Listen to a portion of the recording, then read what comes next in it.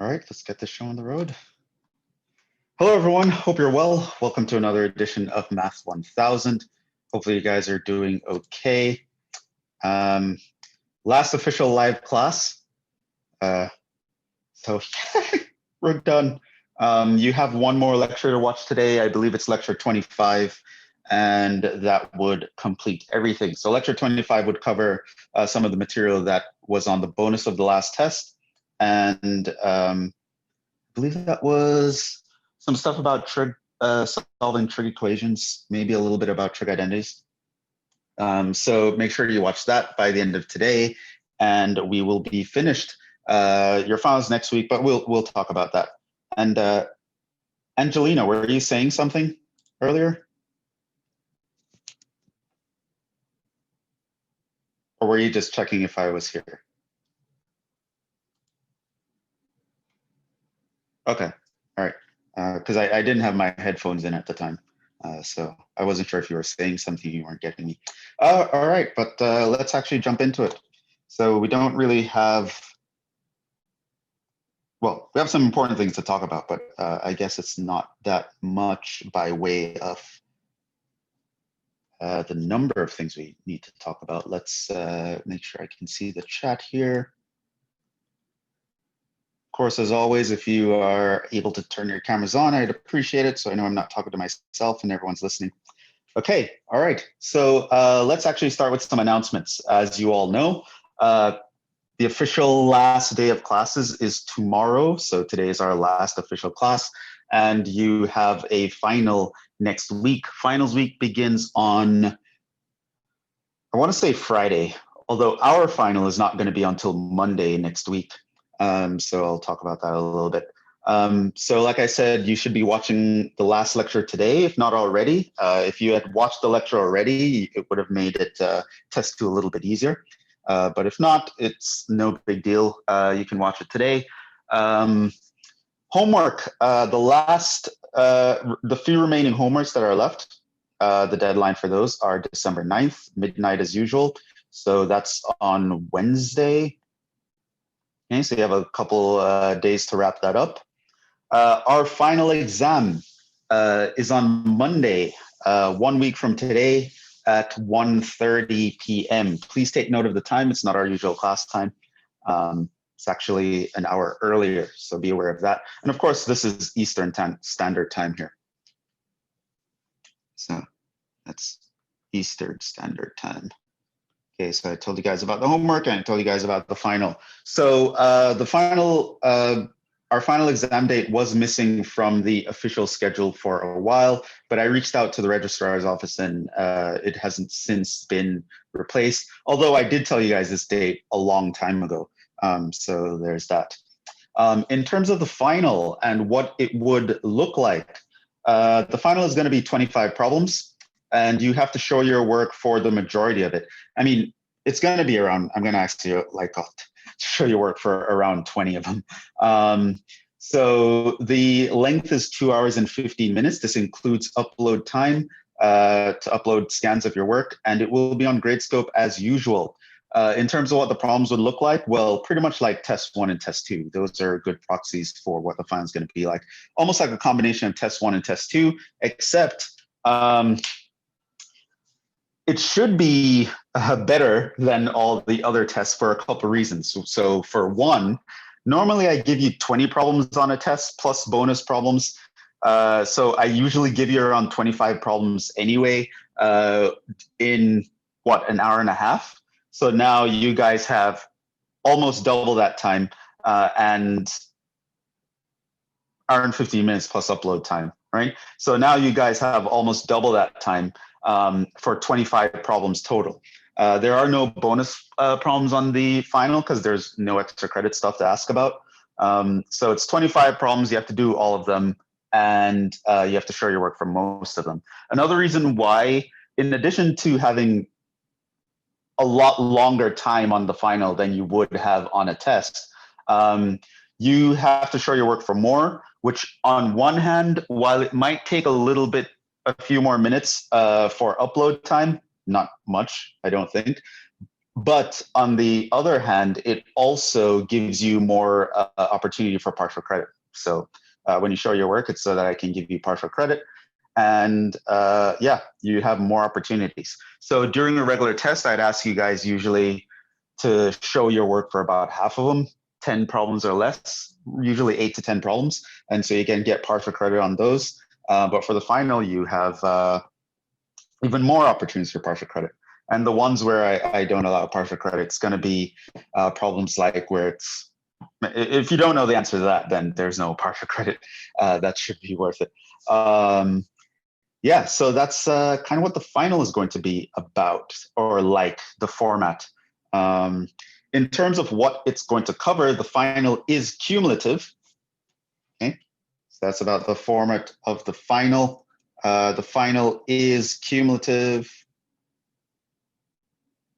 So it covers everything. Okay, so the final will cover everything from start to finish. Like I said, it's going to be almost a combination of test 1 and test 2, plus the lecture material from lecture 25.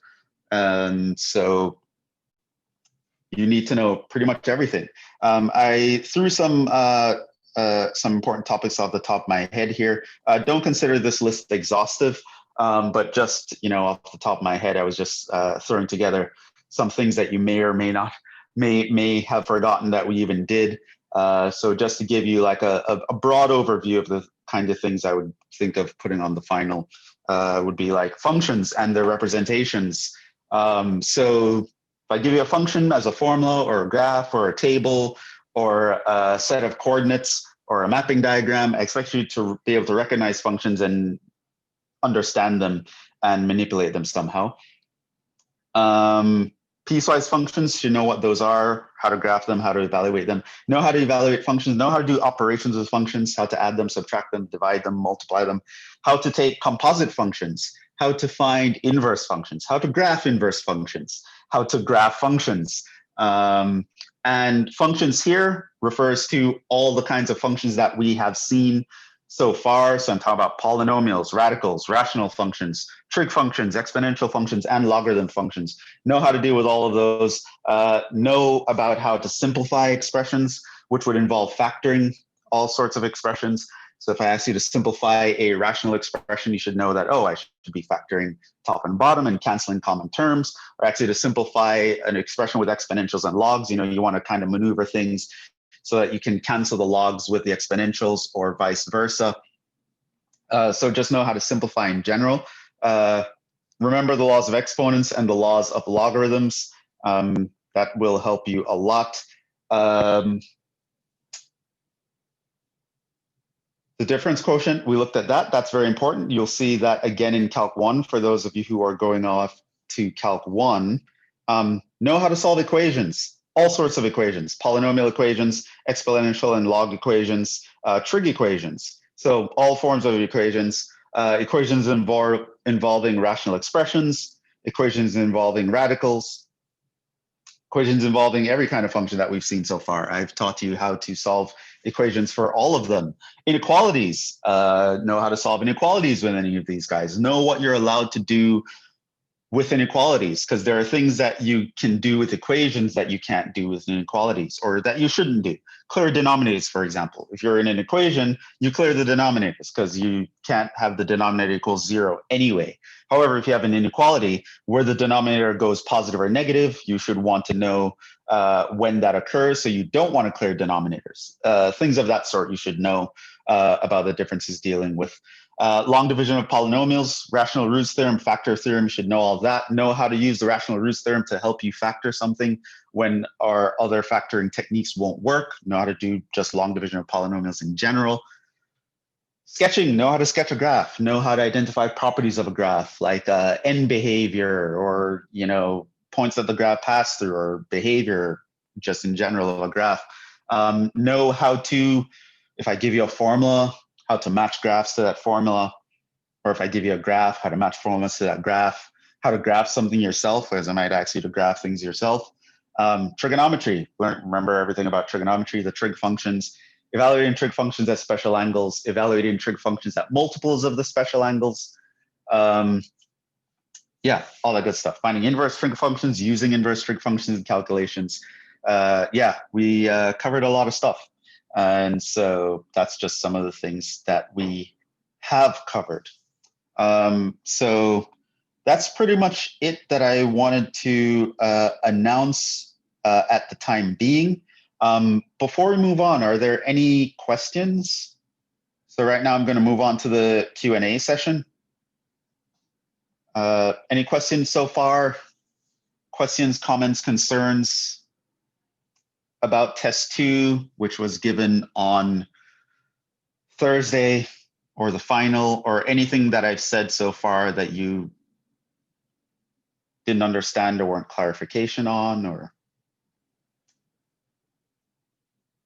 any questions or concerns at all at this point?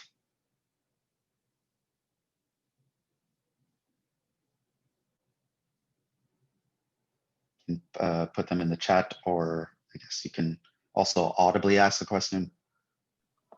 Professor, will there be a curve on the final? No, and I guess that would go into talking a little bit more about grades, I guess. So let's see here. So there were two general questions that came up in the last class, and one was about grades. So I've mentioned how grades are computed several times in class, but I guess there were a lot of people that were still confused about it. I got a couple emails and some students asked in the last class about grades. So since I'm going to talk about your final grade, I might as well talk about this grades in general. So some things on grading. There is already a curve built into Jupyter.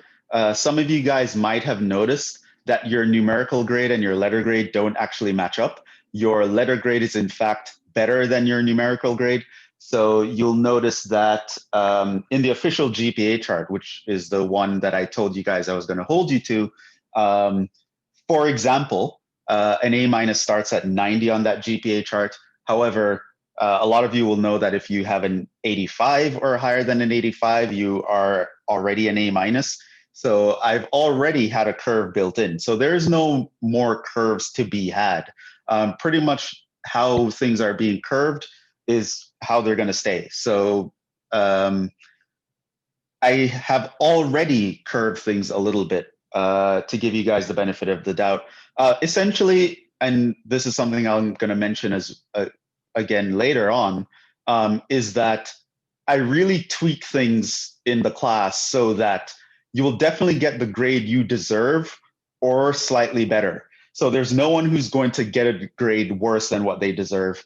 I tilt everything so that, you know, even if I was to grade harshly and make mistakes, you guys would still get the grade you deserve or better.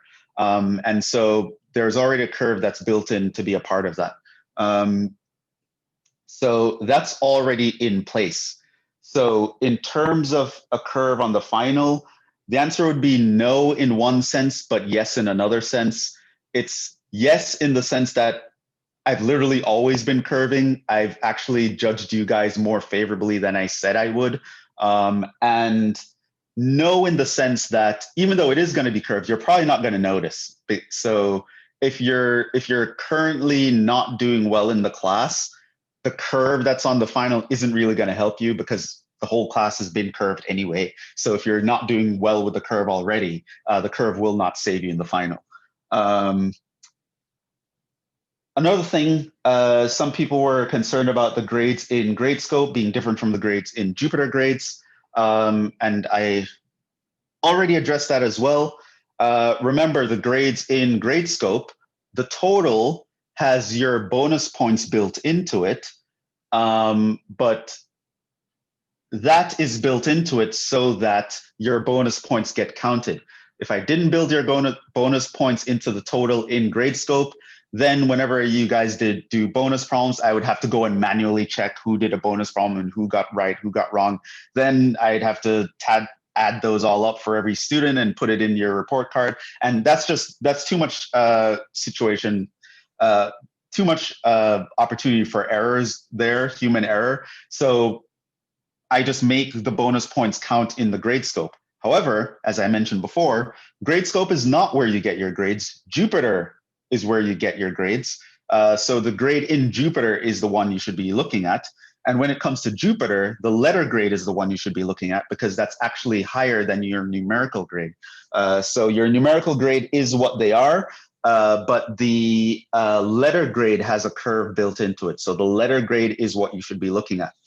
That being said, some students were concerned on quizzes as well that they were worried about if their grade would be hurt by the bonus problem. So once again, your grade cannot be hurt by bonus points. Bonus points are extra. It's extra credit. If you don't do bonus problems on a test or a quiz, if you've never done bonus points on a test or quiz, it won't hurt you. You can still get 100% without doing any bonuses. The bonus is to help you. It can only make you better.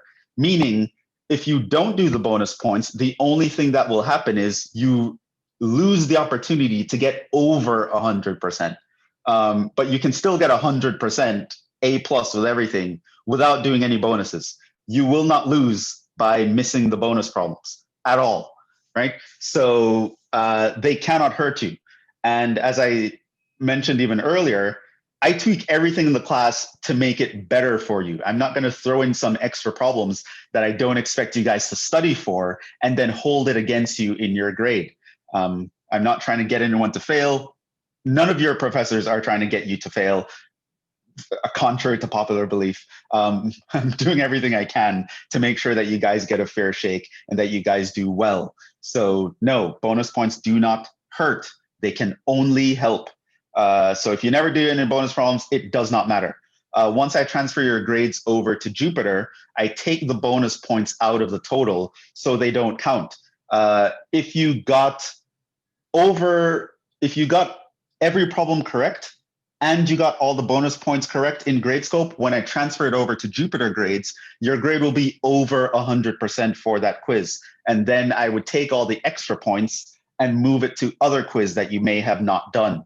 So then you end up, because you do very well on one quiz, I even let that trickle down, the real trickle down economy, to lower quizzes. So again, that's another extra credit on top of the extra credit that you're getting because it boosts your other grades as well. So the extra credit doesn't only help you for the quiz on which the extra credit was given, it helps you across the board within that category. So really, the grade you get is the grade you deserve, and more than likely, it's better than the grade you deserve. So really, no, there's nothing that is in this class that is meant to hurt your grades, ever. In fact, I'm kind of unfairly helping you guys in the affirmative sense. So I'm not actually holding you guys back. I'm pushing you guys forward a little bit. Some of you more than others. Yeah. So I believe those are all the questions off the top of my head. But like I said, I'm going to actually send out an email about this again because, you know, I've mentioned it several times, but people still keep emailing me and asking me about grades. So I probably should send out an email about that. But yeah, just so that we're clear, that's how the grading situation is going. So the grading situation in the syllabus based on the official schedule, that is the worst case scenario, which actually no one in this class is going to be held at that standard because I'm already kind of curving things to help you guys out. So yeah. Another thing that was asked, because I mentioned that, or you guys should have seen an email, that I posted the solutions to test 2 on Piazza. I did that because this is our last class, so I would not have gotten to go through the solutions with you in class. And so I just posted the solutions online. So I wrote out solutions to all the answers, even the answers where you didn't have to show your work. I still did a little explanation as to why those are the answers. So you can find those there. And students in the last class asked me if I'm going to post the solutions to test 1 on Piazza, and the answer to this is no. And the reason is because I actually went through test 1 with you guys in class. So you actually already have the solutions in your class notes. So there's no reason for me to post those again because you already have them. They're already posted on, I don't know, whatever lecture that I did them with. So if you were in class or you watch the classes after the fact, you would already have the solutions to test 1. And you guys already had opportunities to ask me questions back and forth on test 1.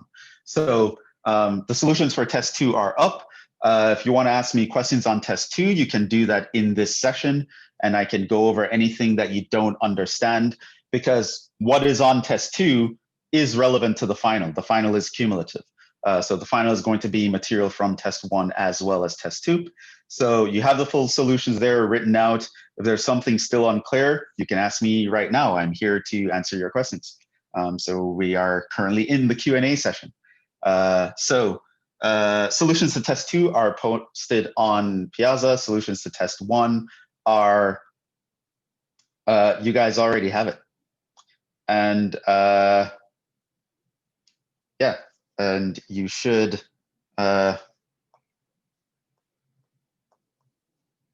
ask what, did I put that here?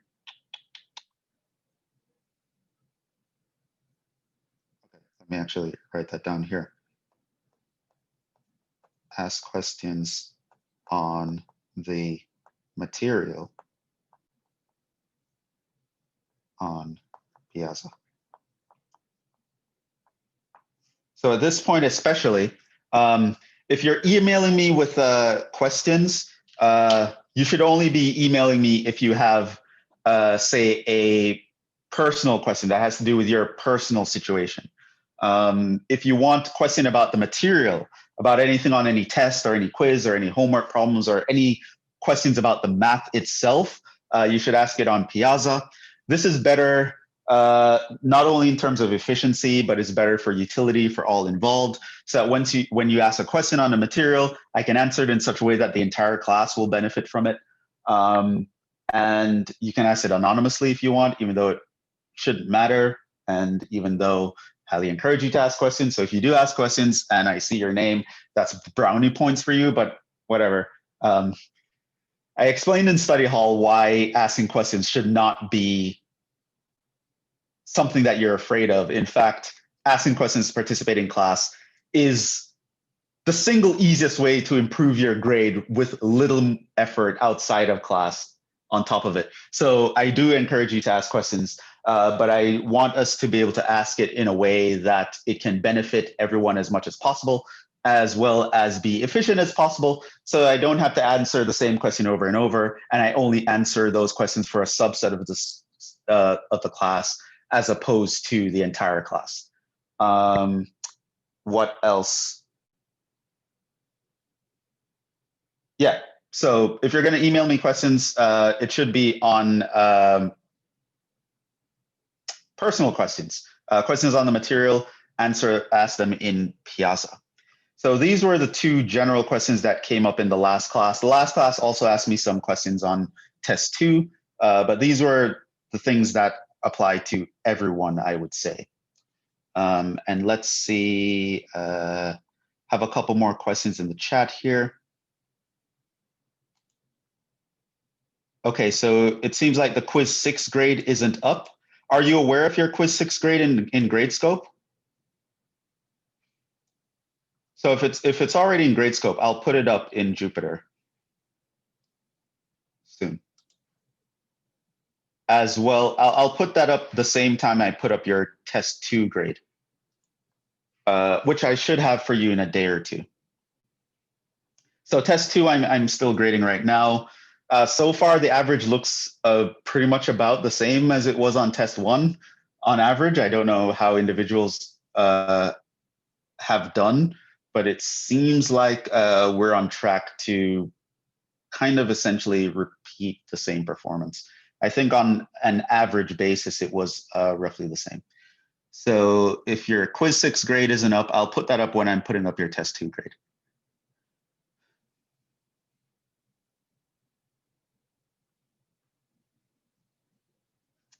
everyone guaranteed will get a grade what they deserve or better.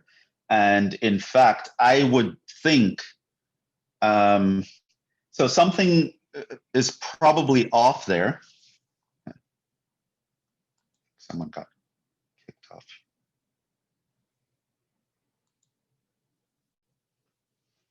So quizzes, you don't have partial credit, but on tests, you do have partial credit. So there should be no reason why you would do worse in a test as opposed to a quiz, unless you really don't know how to actually express yourself, in which case that is an easier fix than having to learn something new. So if you're aware of the material, then now all you have to do is focus on, in the following week, how to actually express yourself, how to show that you know what you're talking about, as opposed to just me sort of assuming that you guessed the answer or something like that. So that's the only way that I see the test or the final going worse than a quiz. In general, the quizzes are the harder part. I see quiz. Okay, so someone else asked about quiz 6, so I already answered that.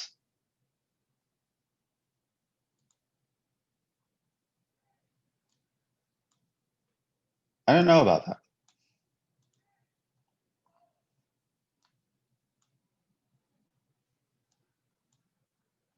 I don't know. That's very strange. I mean, on the quizzes, I ask sometimes definition questions, but in terms of the questions where you have to do calculations for, no, they're the same level as the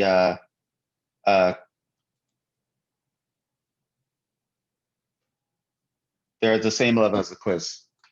On the only thing with the test is you of course have to write down your work and you have to upload it. So if you're slow with that, I think it will be an issue. But if timing is an issue, we already spoke about how to actually deal with that in study hall as well.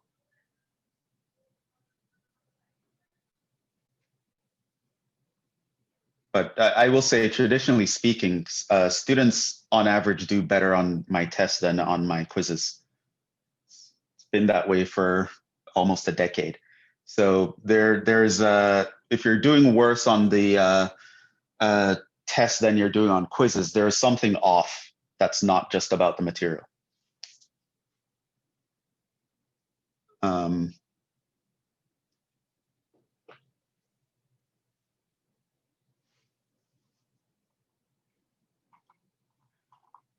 So it might be you're slow to upload, or you're just not expressing yourself well.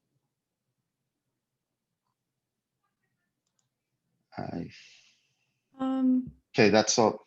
Yes. Is there any way we could upload all of our questions in one document, or do you prefer it to be by question?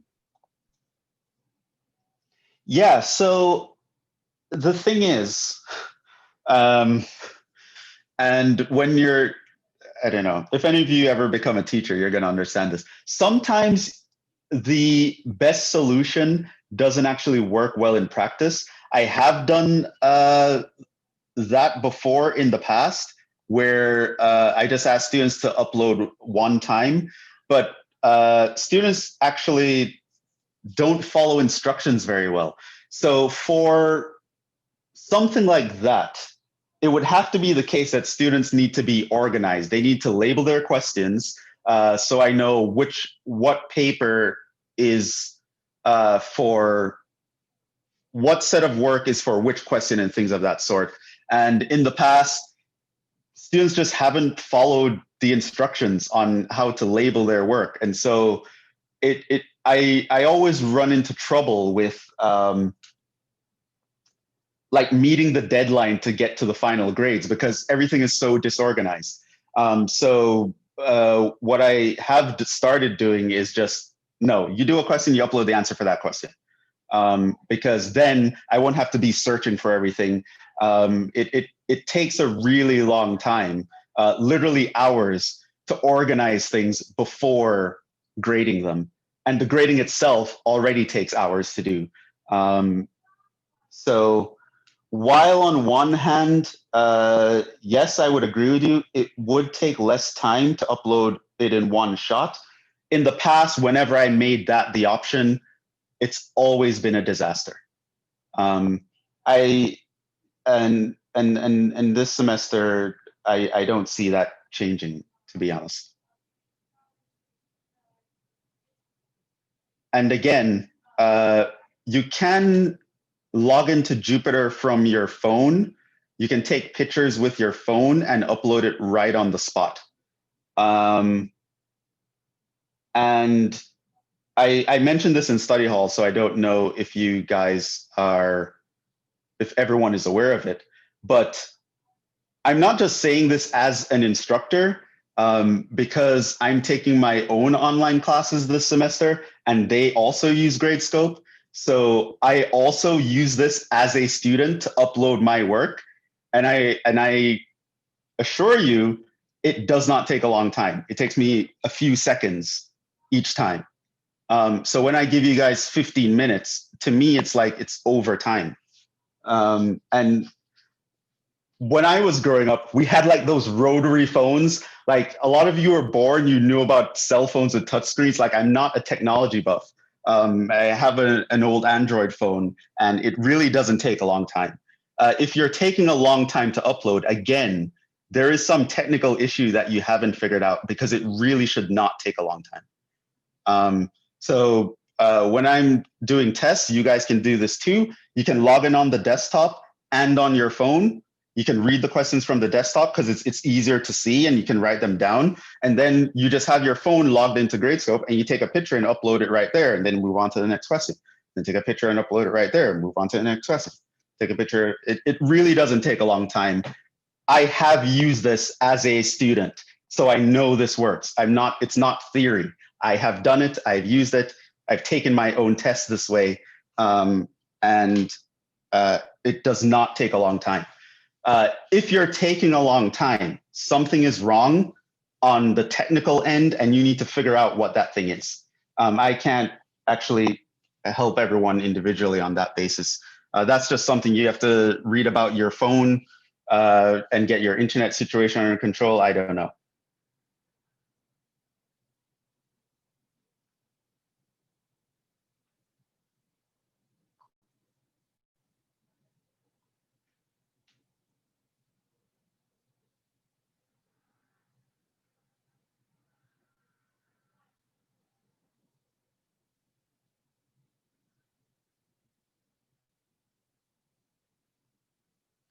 Someone was saying the technical difficulties here.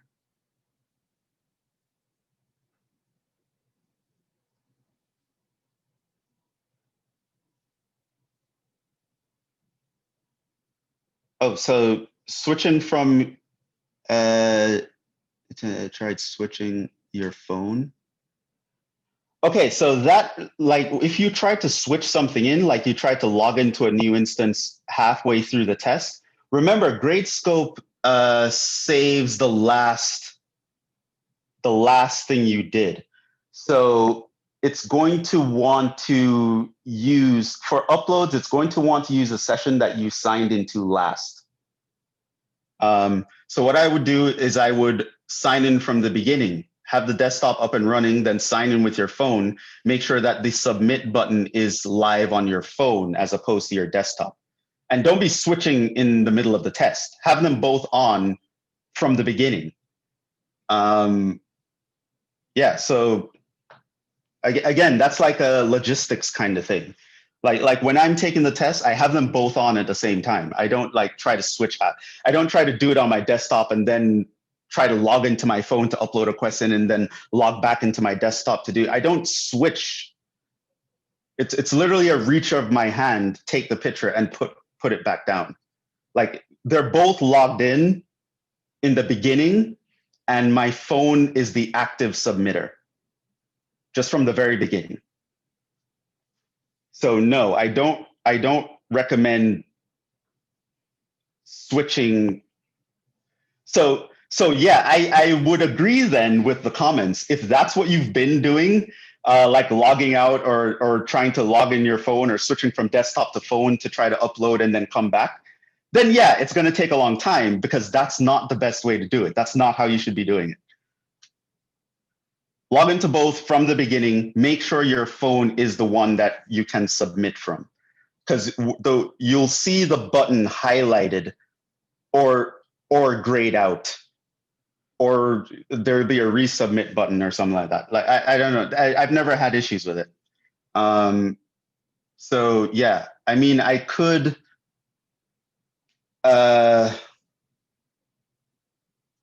What I could do is I could maybe. I'll just copy over. Yeah, maybe what I could do is I could copy test 1 and just make it like, because some of you probably forgot about that. So it might be a good idea for you guys to go back and practice your test 1 material. What I can do is I can copy test 1, and of course it's not for your grade, it's just for practice, so that you can go into test 1 and practice uploading, and make sure you know how to do it quickly. Because I see that you guys are having trouble with uploading time, but I can tell you, as someone who personally uses this, the time should be a non-issue for this particular thing. So if you're taking a long time to upload, something is off in how you're doing things.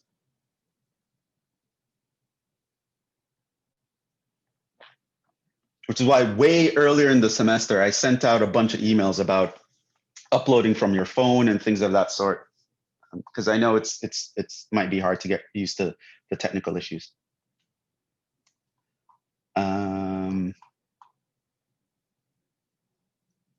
Yeah, so there is a certain logistics as to how you're going to do this here.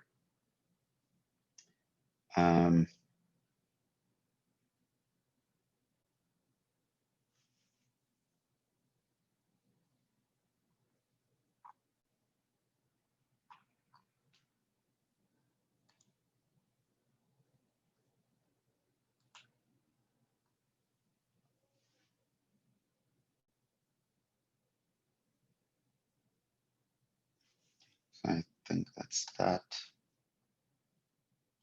Yes. Any more questions? The lowest quiz grade is already dropped. It's already built in. It drops automatically. So if you go to Jupyter right now, let me log in just to make sure. Yeah, so if you go to Jupyter right now, of the first 5 quizzes, you'll see 1 grade grayed out, and in the impact on grade column, it'll say dropped low score. So the first quiz has already been dropped. And when I put in your quiz 6, it's going to automatically drop. It's going to double check again and re-drop the lowest. So it's already there. So yes, I am dropping the lowest quiz. So again, more extra credit to push you guys on the right side of passing, as well as homework. I believe I give you guys a cushion there as well. Like if you get 90, I forgot if it was 85 or 90. I think it was 90. If you get 90% on the homework, then I automatically bump it up to 100%. So you can get 10% wrong, or you cannot submit 10% of the homework because of technical difficulties or whatever. So because it's technology and I understand it's finicky, I don't expect it to be finicky 10% of the time, but if you can be off of your homework game by 10%, and I'll still give you 100% for homework. So yeah, there's that as well. So I'm dropping a quiz. I am giving you 10% for homework, and I put bonus on tests and quiz, and I give partial credit on test, quiz, and the final. And there's a curve already built into the class, and etc. It doesn't have to be 90 on, it's 90 overall. So technically, I guess if you got 80 on one homework and you would have to get 100% on 2 other homeworks, that would average out to 90. So it's not 90 per homework, it's 90 overall. I just look at your overall homework grade, and if it's 9, I give you 100%.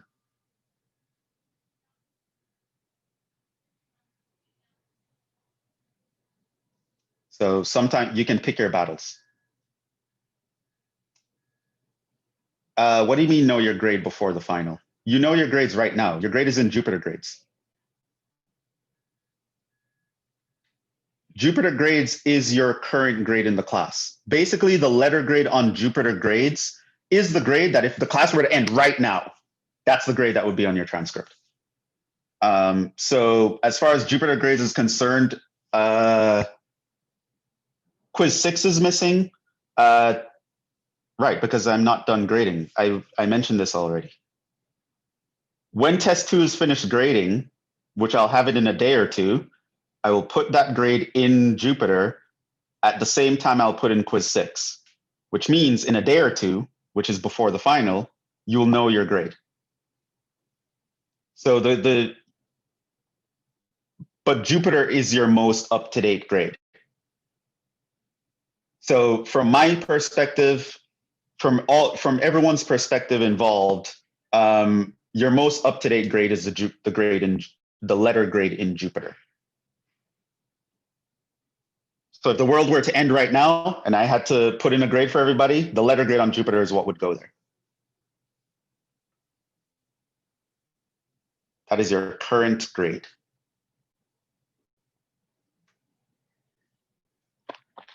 If Jupyter doesn't know your grade, I don't know either.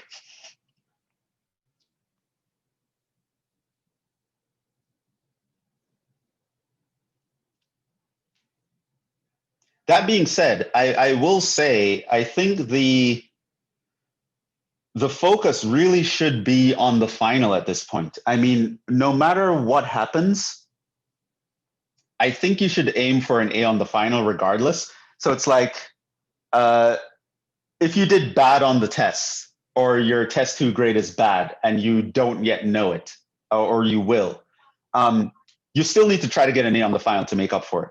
And if you already are doing well and you're getting an A in the class, you probably need to get close to an A on the final to maintain that.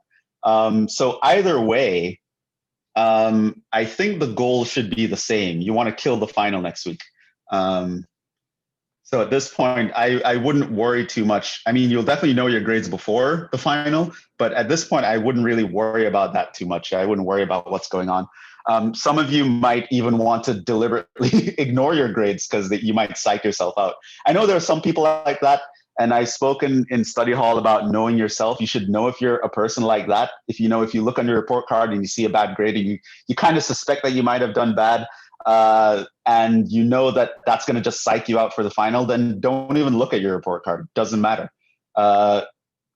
You can look at the test, what you got right or wrong, look at my solutions, make sure you know what's going on, and do what you got to do to kill the final next week. So honestly, no matter what boat you're in, from the worst student in the class to the best student in the class, getting an A on the final is going to be your salvation. And as such, make sure that you don't let something silly like technology get in the way of that, like not knowing how to use Gradescope with your phone or something like that. Cover all the easy bases. Cover everything you can control. You can control how fast you upload in Gradescope. Right? You can't control what questions I'm going to put on the test. You just have to be prepared to do that. So take care of what's in your control. So learn the material, learn how to upload stuff quickly.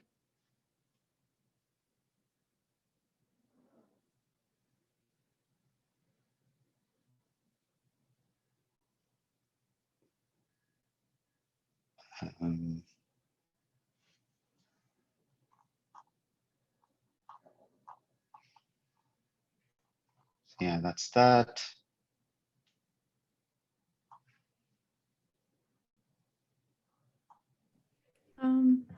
in Yeah. the exam, I don't know if you know this yet, but how many questions do you think like overall are gonna be like written response, like showing your work, and then how many are The just vast majority.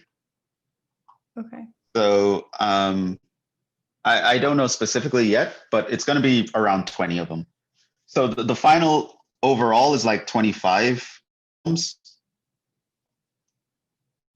and you have 2 hours and 15 minutes for that.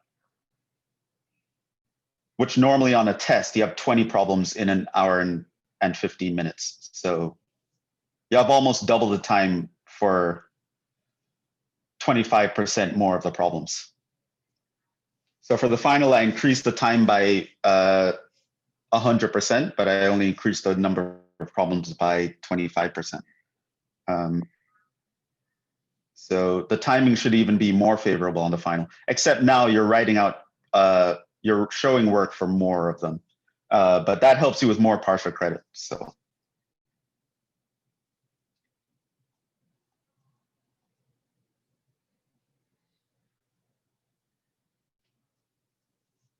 Any other questions?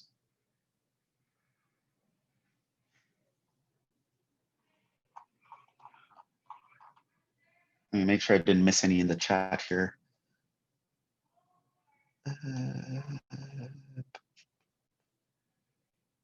Okay, so quiz 6 grade isn't up yet. Yes, address that. Timing on address that.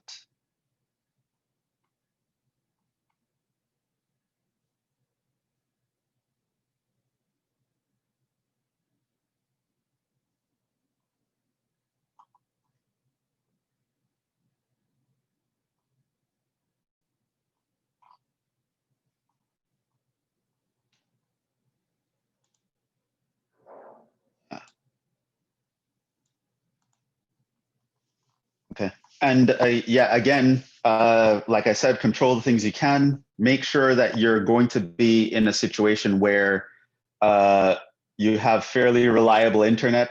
So if you know your Wi-Fi at the house has been spotty over the last couple of weeks, don't take the final at home. Go to somewhere else. I don't know if libraries are open or if you can get into libraries now or any sort of space like that. But go somewhere where you don't want the technology to be a headache. Because for a lot of people, just taking the test by itself is stressful. Worrying about your Wi-Fi on top of that and how to use Gradescope on top of that is just too much. Make sure you control all that so you don't give yourself unnecessary stress, because that'll affect your cognitive abilities.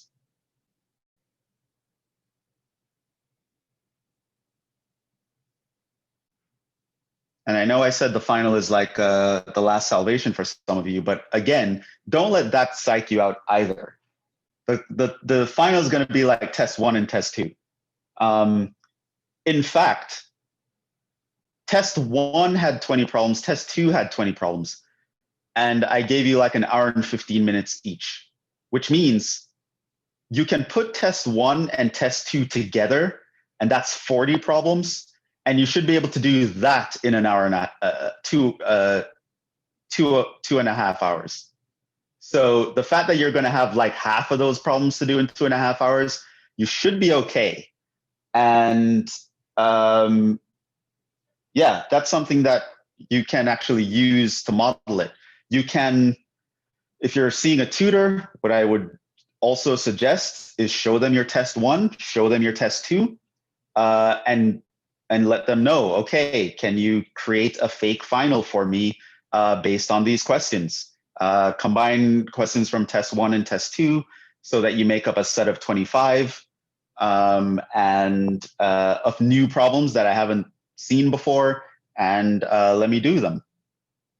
And yeah, that would actually be good practice. Time yourself, especially if timing is an issue. I would definitely suggest that you time yourself when you're studying, when you're practicing. So again, remember, you want to practice how you want to perform. So you already know about the format. I'm telling you, nothing up my sleeve here, being very open with how it's going to look, how it's going to feel. So you actually know your goal is to do 25 problems in 2 hours and 15 minutes with roughly 20 of them being uploaded. So make sure before the day of the final, you have practiced that a few times, doing 25 problems in one sitting, taking pictures of a bunch of them and uploading, which, I mean, I can open Gradescope so you guys can practice uploading, but you can also just take time to email it to yourself. Because honestly, it should take longer to email it to yourself than it would be to upload on Gradescope. So if you can do 25 problems in 2 hours and 15 minutes and emailing each file to yourself, you are more than equipped to do in the final, to do well in the final. So you definitely want to practice in that way. So yeah, but I went through all that in study hall. So there's like 6 hours of content where I just basically told you guys how to study and how to set things up. So not going to go too much more into that.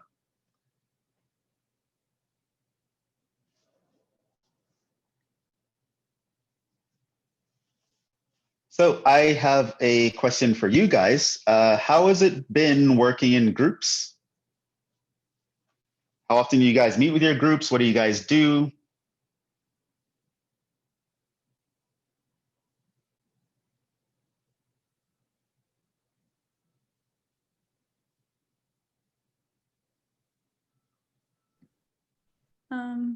For me personally, I haven't talked with my group that much, but we have a bigger group chat with more people. I don't know, like 15 people, and that's a little easier to navigate because like asking more people questions. So these are 15 people from the class?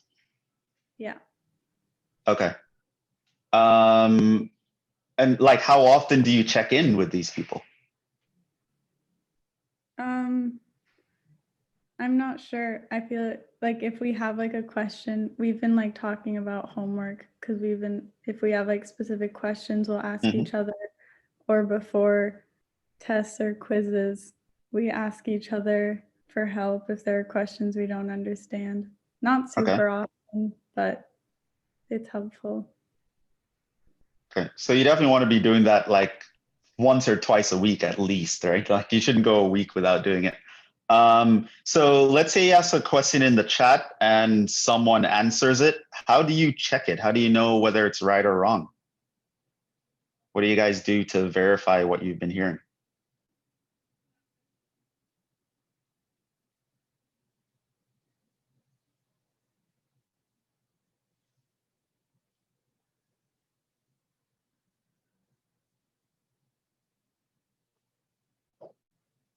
Notes? Well, that's interesting. If the answer was in the notes, why did you need to ask in the chat in the first place? Like, did you not, you didn't remember in the notes and someone would suggest, oh, he did that in the notes on this day?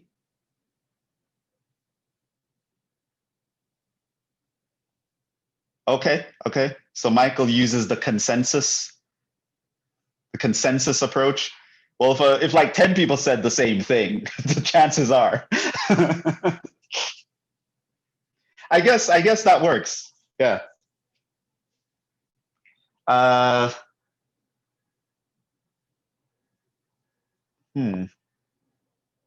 In my, yeah, I think that'll probably work. I don't recall ever asking a specific problem where the majority of the class would get that one problem wrong. Doesn't happen often.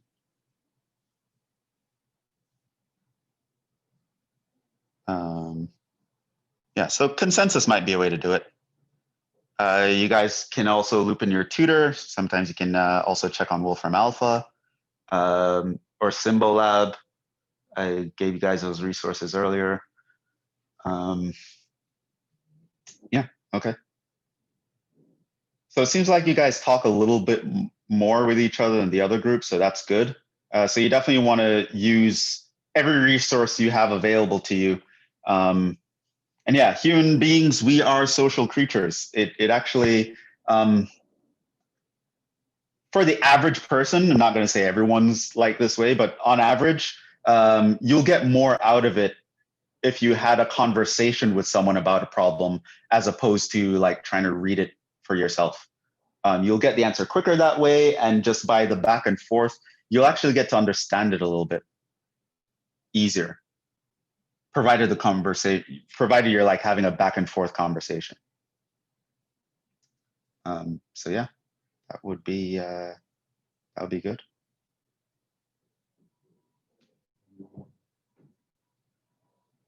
So hopefully you guys aren't too as shy in the group chat as you are in class. Hopefully you guys are at least talking to each other, helping each other out. That would be good. Okay, so you guys are using that. I would recommend you do that even together. And yeah, if you guys, another thing you guys can do like as a group, I don't know if anyone has a private tutor or you guys use the tutoring center, the general tutoring center or whatever. But yeah, a few of you have tutors, what you could do is everyone gets their tutor to make up a fake test based on my tests. And then, so now you guys will have a bunch of tests to practice from. And what you can do is just share those tests in the group chat, and you guys can all just meet up at an agreed upon time and go through them together. I mean, not go through them together. You take the test by yourself, right, on your own time, but then you meet up to go over answers and to check things with each other. That would also be something good that you can do, maybe a couple times in the next week. But yeah, remember, practice how you want to perform. So you want to practice for the final by taking things that will feel like the final. So you want to make up your own tests, but you also want them to be a surprise. So you don't want to make up your own test. You want someone else to make up the test for you. And more than likely, it should be someone who has already passed the class and they kind of know what's important and they can kind of gauge the difficulty levels of the questions. So that would be better for, I mean, your classmates can do it if push comes to shove, but I think it would be better if you guys get a tutor or someone to do that. Someone who's beyond this level and kind of, they can judge more correctly. Okay, this would be an appropriate question to put on the fake final.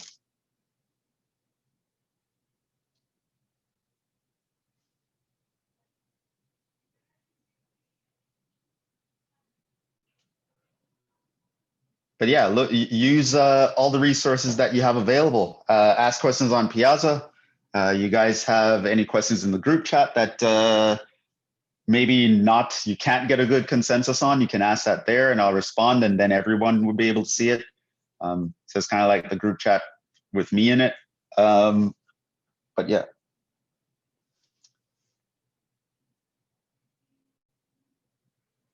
I guess that's it. I mean, we have about 10 minutes left. Is it 10 minutes left? Yeah. Any questions to move to go forward? Any more questions, comments, concerns?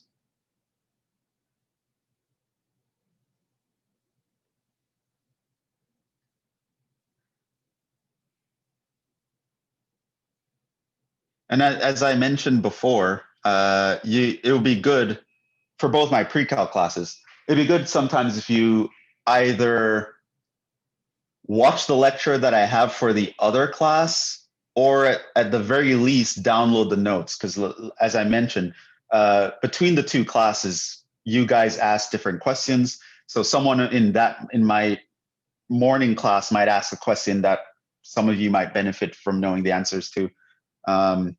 So you guys here asked a lot more general questions, but in my class earlier today, I had people asking specific questions about math problems, even from test 2. So it might actually be beneficial for you to actually check out what the other class looked at as well.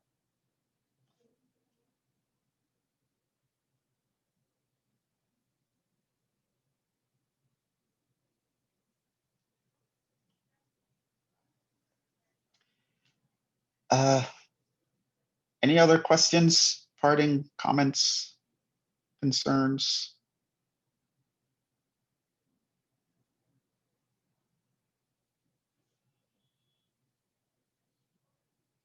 Okay, so again, homework deadline is Wednesday, December 9th, midnight. Our final is on Monday, December 14th at 1:30 p.m. So that's an hour before class usually starts. Don't forget. Format, it's on Gradescope, 25 problems. You're gonna have to show your work for most of them. 2 hours and 15 minutes. Covers everything, totally cumulative. So it'll cover materials from test 1 and test 2. So you actually want to look at everything. And yeah, I'll probably send another email about the grades. And do you guys have the solutions to test 2 already? So yeah, I guess with that being said, we can end there. Good luck. Hope you guys had an okay semester. It's been crazy, you know, with Rona and everything online and just everything kind of being in a weird format. Get it? It's been tough, but hopefully you guys hang in there.